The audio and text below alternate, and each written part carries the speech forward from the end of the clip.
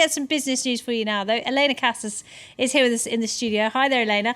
Now, it's supposed to be the government's new economic dream team, isn't it? These are the ministers Michel Sapin and Arnaud Montebourg. They've been in Berlin today, meeting with their German counterparts. And what they need to do is reassure them that France will pay back its debts. How did they get on? Good evening, Laura. Well, that new team in charge of France's finances has already worried the Germans a little. Finance Minister Michel Sapin last week called for more time to bring the deficit under control. France's deficit now stands at 4.3% of national output, when the EU treaty limit is 3%. And France has already been granted one 2-year extension. In Berlin today, he did step back from asking for more time, saying France will meet its budget commitments through both cuts and growth. France 24's Jessica Saltz in Berlin has more. Well, certainly ahead of the arrival of France's newly appointed economy and finance ministers, there was concern here that they were going to try and get Berlin on side when it came to negotiating for a later deadline for France to meet its budget deficit targets. But of course, there was little sympathy to be found in Berlin. German Chancellor Angela Merkel and, of course, her finance minister Wolfgang Schäuble, quite famous for their insistence on tough austerity and also debt consolidation.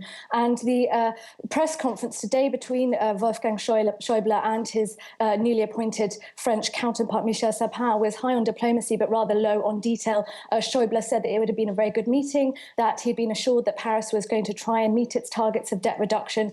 Sapin, for his part, said that Paris was going to try and aim for a balance between cutting its deficits and also ensuring economic growth. But certainly little sympathy from Germany, although France remains certainly Germany's most important ally within Europe. And Schäuble underlined today that Germany needs a strong France, especially economically.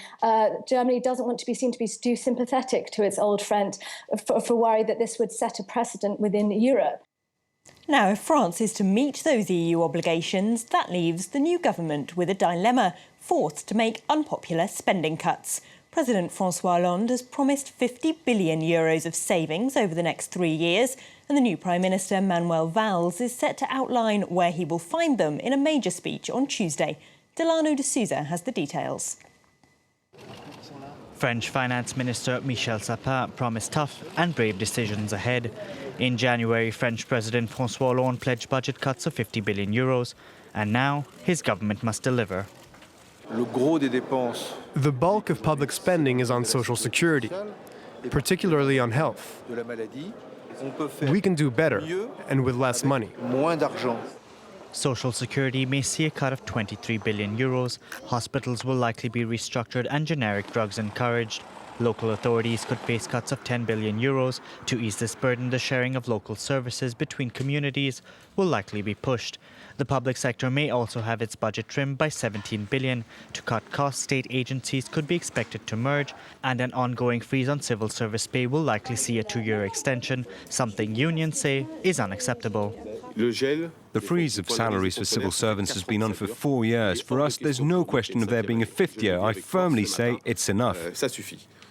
Prime Minister Manuel Valls is expected to announce details on the government spending cuts on Tuesday, while major announcements are planned for next week.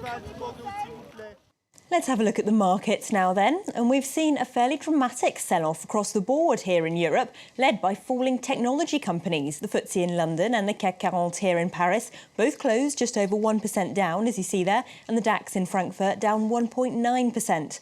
Over in the US, the markets are also sliding as traders dump some of the biggest winners of the recent bull market. Again, it's tech firms like Twitter that are seeing the worst sell-off. The Dow Jones there down 0.9%.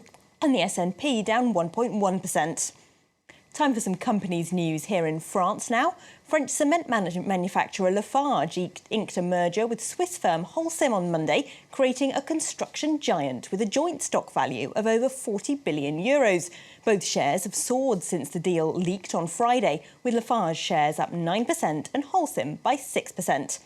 And Luxembourgeois firm Altice is to take over France's second-largest mobile phone operator after winning a high-stakes bidding war. They've promised massive investment in SFR to calm French government fears they wouldn't spend enough to ensure the national rollout of high-speed broadband. Altice CEO Patrick Drahi is set to meet Economy Minister Arnaud Montebourg on Tuesday after he publicly backed a rival bid. And finally, bad news for you, Laura, and all of us women working here in France. Apparently, we've been working for nothing for the last 3 months. Today is Equal Pay Day, put a third of the way into the year to show that women here still earn 27% less than men doing the same job. To try and boost women's confidence in asking for that pay rise, Women's Minister Najat Vallaud-Belkacem has launched a new app.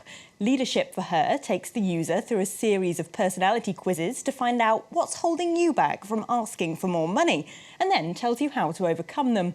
The team behind it say up to a fifth of the pay gap could just be down to women not having the confidence to ask. Oh, there you go, Elena. You don't ask, you don't get, goes the No, old saying, indeed. isn't it? All right, thanks very much indeed. We'll see you in an hour, Elena, with another business update. But let's turn our attentions to sports now. Keta Van Gorjestani here with